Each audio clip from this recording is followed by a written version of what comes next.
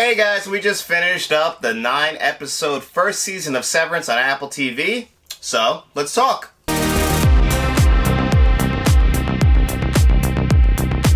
Hi guys, welcome back to the channel. My name is John, and this is my lovely wife, Faith. You may have seen in one other video.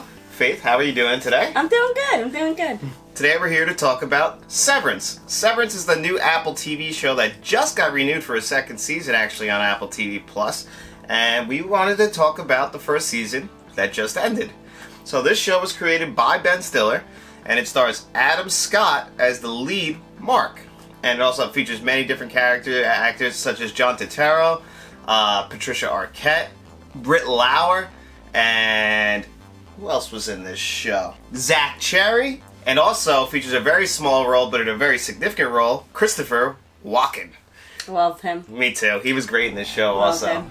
But the basic premise of this show is that you work at a job, and for 8 hours a day, this job is called Lumen. For 8 hours a day, they basically turn your brain off, or at least the main characters think they turn your brain off, and you go to work, and then after your 8 hours, you're back.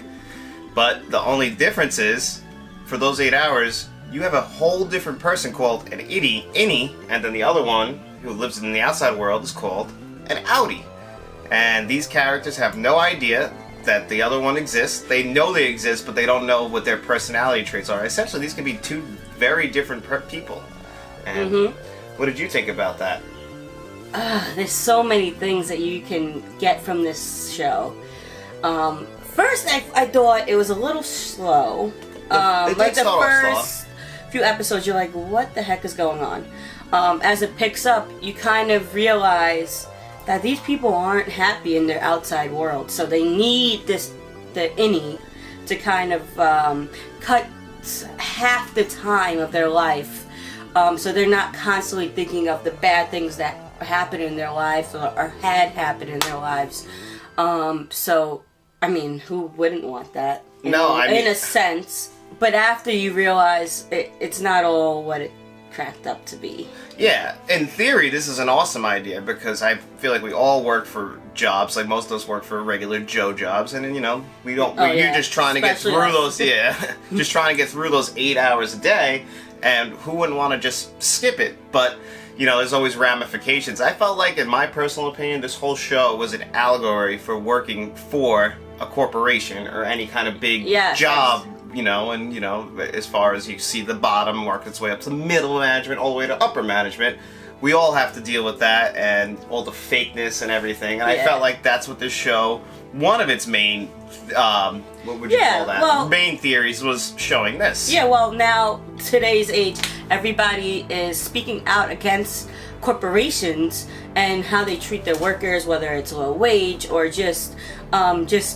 any way, they're treating them. Like in a few episodes, they did something good and they rewarded them by having this fake dance party. Yeah. And, they had or if you work really good, if you meet your quota, you get a waffle party. Yeah, yeah. And I don't know about you, but I do know about you because I married you. But but at my job, they'll get really excited. They'll be, guys, it was a great week. We're gonna get you pizza. We got a pizza party going on. I'm a 30-year-old man, and these are all 40 to 30-year-old girls. Where's my raise? Yeah. Or where's my appreciation? That's not appreciation, and I think a lot of people who are working for corporations now are coming out and speaking about it. So I think that was one of the main talking points on the show, Yeah, I felt like that's what I got out of it. Every time I was looking at it, you could see the guy, the main their direct manager Milchek, he has to answer to Patricia Arquette's character, and that she has to answer to the board, and it's always just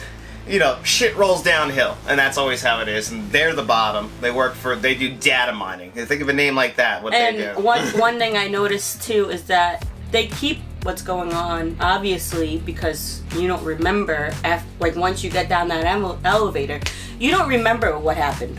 You don't remember anything. So there's no way of these people telling their friends or family how they're being treated. So there's a part where they actually I'm not going to go into that in depth, but they get to be both at one time at in a point of the show, and they're able to tell certain people a character was able to tell certain people how they were being treated. Mm-hmm. And so now I think in season 2 that's going to be the major the plot. Yeah, actually, speaking of the season finale, I was actually, because originally when the show first started, I thought this was going to be a 9-episode miniseries, so I didn't expect there to be such a cliffhanger, and season 1 ends on a huge cliffhanger. I thought episode 8... I was like, Ben Stiller, what are you doing? I know, like, but really, I couldn't believe how they chose to end that, but it makes perfect sense, because I was like, I don't know how they can get a season 2 out of this, but now I clearly... Because you thought it was just a miniseries. Right? Yeah, and I can clearly see now what they're going to do. I think Apple did an amazing job with the show as far as... Because they don't really have any of these shows. They're not really popular, so I think the more people speak on the show, the more viewers they'll get, and hopefully they'll get a season 3 too. Because I loved it, you know. Yeah, as far as Apple TV Plus goes, I feel like this is probably, the morning show, Mythic Quest, I feel like this is probably their big TV shows, and they did just win Best Picture for Coda, so this might win the Emmy for Best TV show, Best Drama next year, because honestly, this is one of the better shows I have seen in a long time. Oh, I haven't seen a show like this in a while, and I watch a lot of TV. Yeah, Faith watches. I'm a huge TV nut.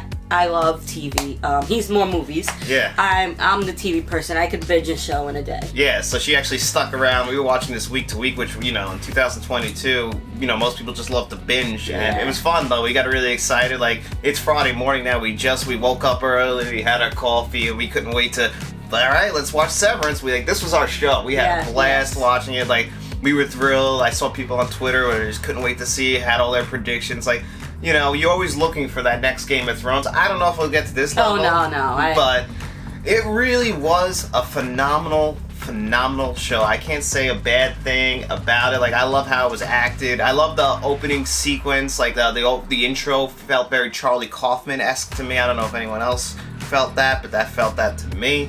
I was just really enjoying all the allegories, everything. Like, how it dealt with grief. I truly was just into everything. It was so well acted, so well written. Like Faith said, it does start off slow and it's a mystery, and they really don't give you answers all the time. No, we don't have answers now. No, we got a little bit of some answers, and we know stuff is about to go down because how it ended on 2 different spectrums. So I think I can't wait. I really can't wait for season 2, and this was something that I enjoyed watching with you and having discussions with you about, because there's not really many shows that give you that the talking points. You don't want to come. You don't come in the next day and say, "Oh, did you see this?" Yeah, it's definitely the water cooler talk kind of show. Yeah, definitely. Now, also, did you like the comedy? Like, I felt like that was the Ben Stiller twist on it. It was the comedy, but there was only one character I found to be extremely... Oh, Dylan, right? Dylan, Dylan was the comic relief. But there were some jokes the person at the bosses, and I thought it was really funny, I thought Milchek had some funny stuff, too. Milchek was funny. Like, after Dylan, bit him in that one scene, he's like, this dance party is officially over. But that guy just seemed brainwashed. There wasn't. Oh, he's totally. He's supposed to be that corporate middle management brainwashed dude. That's totally what he was. He believes that he's getting ahead in this company, but they're just using him like they're using everybody. And again, that's another way of how this show brings you into the real world and how these companies treat you. Even our own experiences we have. So. Unfortunately, we've all experienced, and then in the same sense, what they're trying to do is they're trying to rise up and show people that what they're doing is wrong. Mm-hmm. And I really think they nailed that. But overall, as far as the show, I can't recommend this any higher. I really think if you haven't checked it out, the whole first season. I give it a 10 out of 10. You give it a 10 out of 10? 10 out of 10. I don't see any plot holes or things that I could really complain about. I mean, I'd give it a 9 out of 10 just because we didn't get the full conclusion that I thought we were originally going to get. It ends on a cliffhanger, but I guess I can't fault it for that. Mm-hmm. But definitely a 9 out of 10. Phenomenal acting, phenomenal writing, just great across the board. Amazingly shot, too. It looked beautiful. Beautiful. Yeah. Definitely, like when they're walking through the halls with all the white lighting and everything like that. Well, it's good to have this guy here because I'm not as into this as him. Yeah. So it's good to have him to point out things that I might have not realized, you know. Yeah, I'm good for some things, right? Well, you're good for a lot of them.